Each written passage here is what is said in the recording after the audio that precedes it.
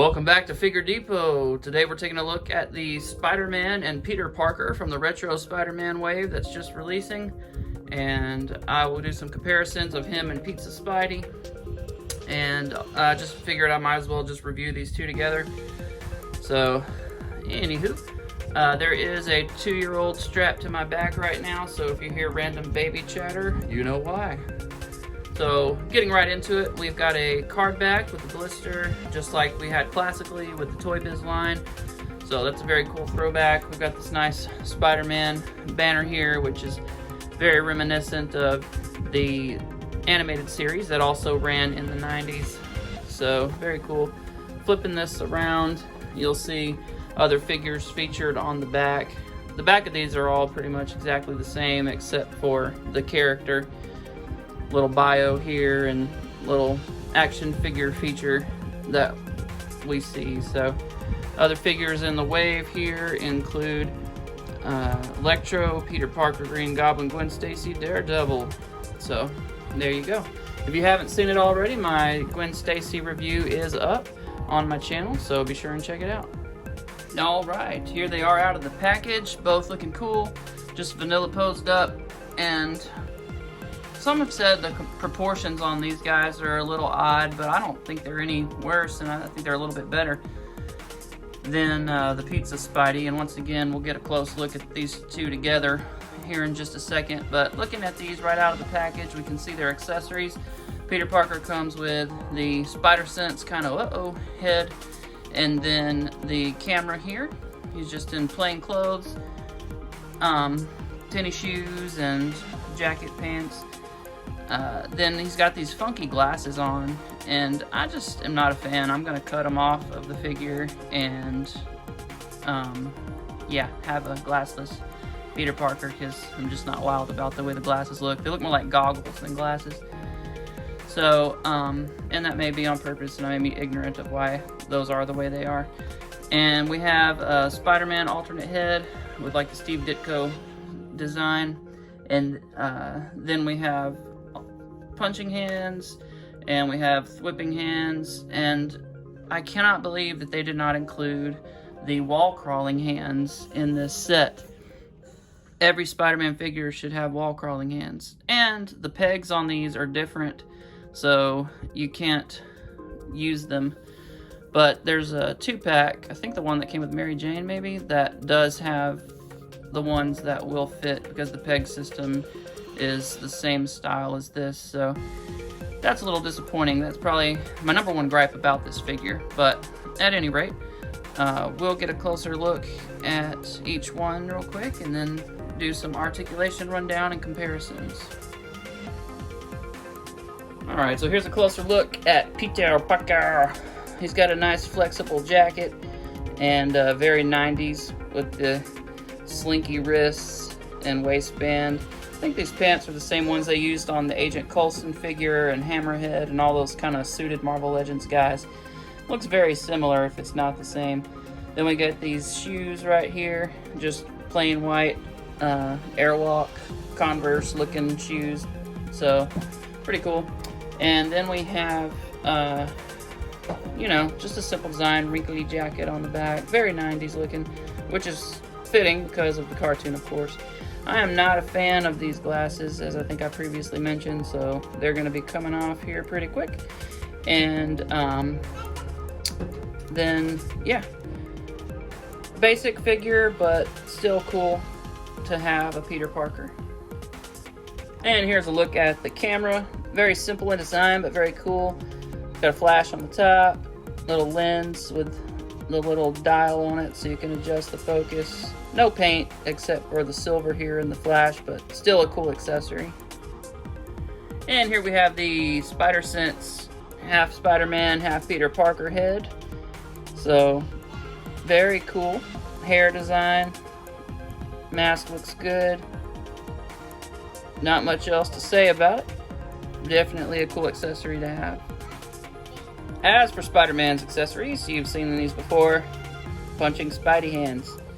And then the head,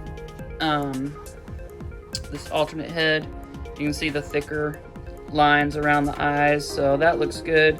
line work on this is fairly good. I got a couple boo-boos here and there. You can see the proportions weren't lined up quite right. I'm not sure exactly how they apply these decos, but a little sloppy in some places.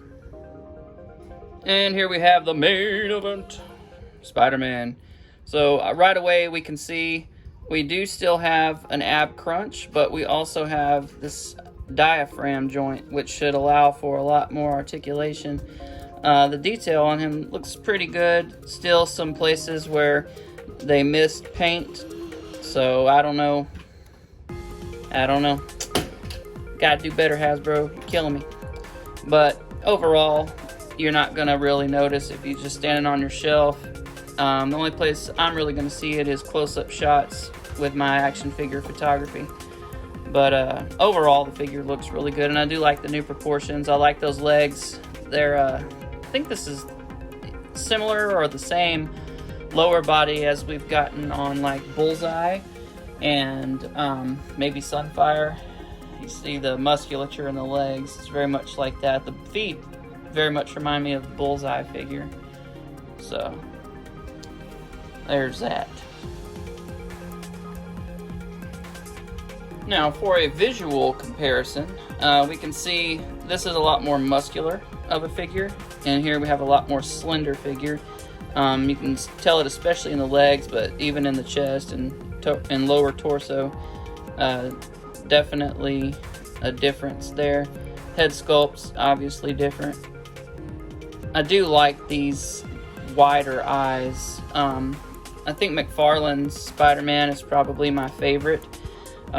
So they're very similar to his style, and I'm probably going to do a head swap and keep this head on this figure because I just like that head better.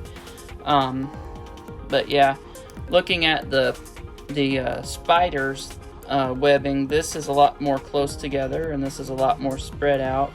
The spider on this older one is a lot more pronounced and definitely bigger. So I think visually the deco on the chest on this one is much better than what we're getting here on this one. Looking at the back, very similar. I do like that there's not a peg hole on our new Spider-Man's back. But once again, that spider is not anywhere near as clear as the Pizza Spidey one is. Looking at the feet, you can definitely tell a big difference. His are more squared off and his are more pointy. So I don't know if you're a square or pointy person, but there's the difference there. And you probably can't tell it on camera, but this blue has a little bit more, it's a little bit more muted, and this is a much more vibrant blue. The light in here is not conducive to probably really pick that up, but in hand you can definitely see the difference. I do like the blue on this one better, and maybe it could have been just a little bit lighter, but it's not off-putting or anything. Still looks really good. You can get the hands in there, but you've got this huge gap, which looks funny. So if you are going to try to use the wall crawling hands with this Spider-Man, you definitely need to be at an extreme angle so that you hide that gap. You're not going to be able to see them from the side and it not look strange. So, but I mean, you can technically make that work as long as you adjust the angles appropriately. One of the chief frustrations with Pizza Spidey for me was that his range of motion on his legs was so awful. And you can see our new Spider-Man is much better. And in so many different ways. Another point of frustration has always been the leg range, and you can see here much improved leg range with this new Spider-Man as well. One place that Pizza Spidey probably still shines the brightest is his ability to look straight up and not have a gap under his neck. The new Pizza Spidey, or the new Spider-Man Retro Wave, has a different neck peg system. It doesn't have the classic disc hinge, with the peg like we're used to. It has kind of that dumbbell joint, and we'll get a closer look at it in a minute. So if you move it back extremely, you have a real weird gap at the top that's not concealed like Pizza Spidey's neck gap is. Well, I mean, he doesn't have a neck gap, so like his neck joint is. Also worth mentioning, our new Spidey can't look down very much at all. That's it. And of course, Pizza Spidey can look down much farther. So, Pizza Spidey for the win again with the neck peg system. Now, looking at the articulation, as I mentioned before, we can look up, but you're going to see that gap where you can see light coming through. Like Pac-Man. That's weird. Don't like that. And that's as far down as we can look, which is hardly at all. So that is particularly frustrating. Then we have arms will go out to the side. That's about as far as they'll go for me. You can manipulate it around and get them higher by rotating that socket. So that is possible. But with your reds lined up, that's as high as you're gonna get. So then of course we do still have our swivel, our butterflies, which have a real good range, so we can get them back really far. And then we have our standard double jointed elbow, and then we have our swivels and hinges at the wrists. You know, nothing new there. So where it's new, of course, is this joint right here. So real good range of motion out of that.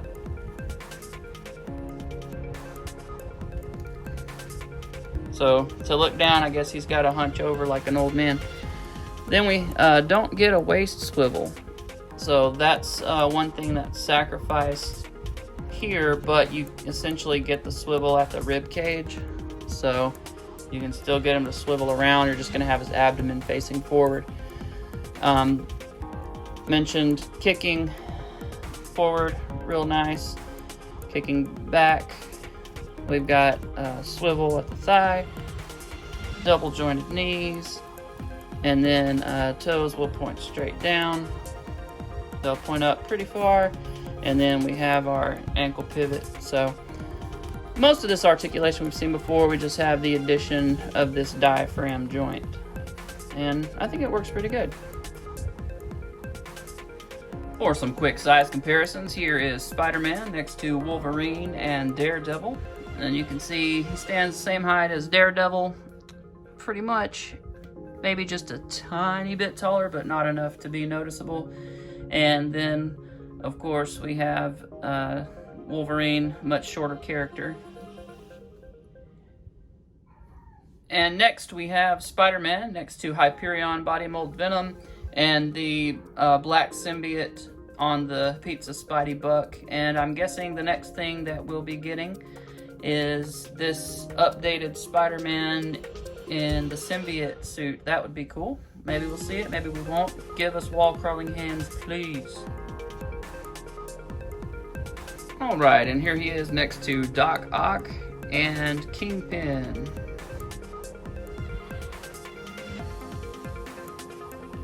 We also have Rhino from Marvel Select, which I like better than the Marvel Legends by Hasbro Rhino. In terms of the sculpt, it's just outstanding. Paintwork's beautiful, sculpt's beautiful. The articulation is a little bit more limited than the Marvel Legends Build-A-Figure Rhino, but just in terms of overall aesthetics, the Diamond Select is fantastic. Then we have the Deluxe Venom, which just released here this year. Eddie Brock Deluxe Venom, which was done on that kind of Matt Gargan style Venom Build-A-Figure that we got a while back. Needs different feet, but still alright. And here we have Peter Parker with MJ head swap on a Jessica Jones body. And we have the, of course, Gwen Stacy figure that I reviewed yesterday, so be sure and check that out if you haven't seen it.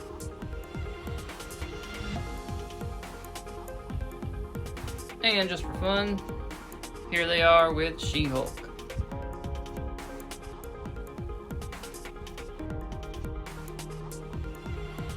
Alright, well that's going to wrap it up for me. I hope you guys enjoyed this double action figure review. Very cool Peter Parker figure. I had both Peter Parker and Spider-Man back from the Toy Biz 5-inch era, and really enjoyed playing with those action figures. So it's cool to kind of get a updated version. Although this particular one does not remind me as much of that original action figure or the Spider-Man series in terms of style.